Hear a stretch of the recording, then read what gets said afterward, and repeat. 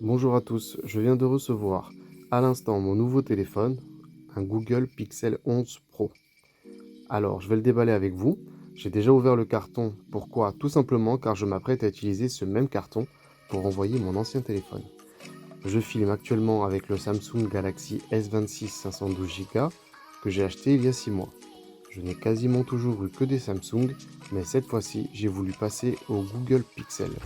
Je n'ai jamais été déçu de Samsung, peut-être à part au niveau de la batterie, mais en ce moment, j'ai pu bénéficier de 300 € de majoration sur la reprise de mon ancien téléphone et un remboursement de 50 €, ce qui m'amène à avoir ce nouveau téléphone pour 350 € seulement. Commençons.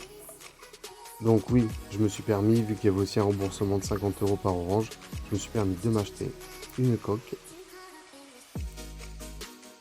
ainsi qu'un support téléphone. Voilà, qu'on peut coller directement. J'en ai jamais eu, mais je trouve ça pratique. Et bien évidemment, nous allons déballer le téléphone ensemble. Voilà, j'ai pris noir. Pourquoi est-ce que j'ai pris noir? Tout simplement parce que sur le site, c'était le seul qui était en 512 Go. Alors bien évidemment, vous allez pouvoir le retrouver sur le site de Google ou sur d'autres sites jusqu'à 1 Teraoctet en différentes couleurs. Voilà, moi il m'était proposé principalement en 256 Go et le noir en 256 ou 512. Voilà, étant donné qu'il me fallait au moins 512, j'ai opté pour le noir. Après, moi niveau couleur, ça me pose pas trop de soucis.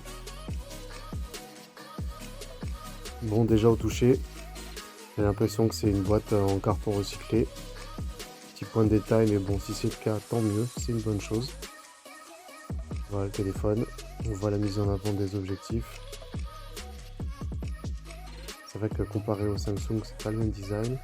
Bon voilà, fourni avec un câble USB-C, hein, simpliste. Et maintenant, quasiment tous les téléphones sont vendus uniquement avec le câble.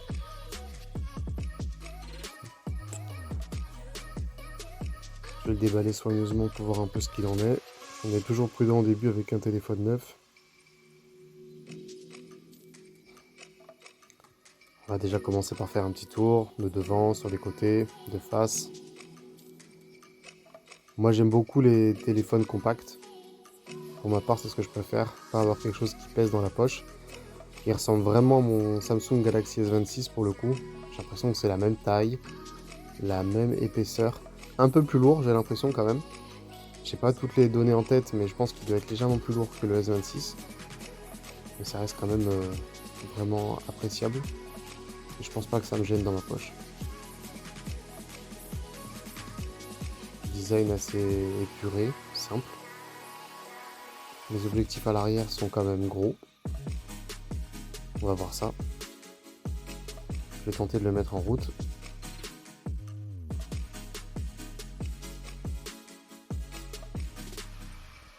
Le fameux logo de Google qui apparaît.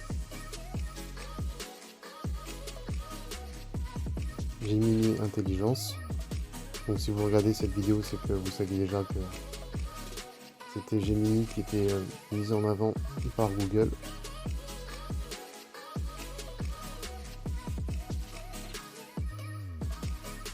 Bon, pour pas vous faire perdre trop de temps, je vais configurer le téléphone de mon côté et je reviens vers vous juste après pour vous en parler un peu plus. Je commence à faire mes petits réglages, puis après je vous montrerai tout ça aussi à l'intérieur. Une fois que tout sera réglé, on va configurer l'appareil. C'est parti. Alors franchement, niveau copie, ça va vite, puisqu'on peut aller plus vite en mettant deux câbles. Moi j'ai décidé de le faire en Bluetooth. Et honnêtement, là il me reste 18 minutes, je crois que c'était indiqué à peu près 25 minutes. Donc j'ai déjà fait beaucoup plus long que ça, donc franchement, je trouve que ça transfère assez vite. Je suis en train de réorganiser un peu comme c'était, avec mon ancien téléphone. Il m'a tout bien copié, donc pas de souci. Je retrouve tout ce que j'avais avant. Effectivement, il est un peu plus lourd que le S26. Mais là, c'est aussi parce que j'ai mis la coque et le support téléphone. J'ai essayé de faire quelques photos, honnêtement, pour l'instant, on est vraiment bien. Donc, je suis vraiment content parce que les photos, elles s'embellissent relativement un peu toutes seules.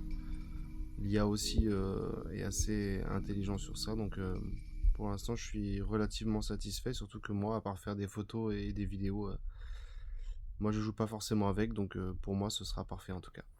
Merci en tout cas de m'avoir suivi pendant ces 5 minutes. Vous retrouverez plein d'autres vidéos sur YouTube avec les caractéristiques, les présentations, les comparatifs.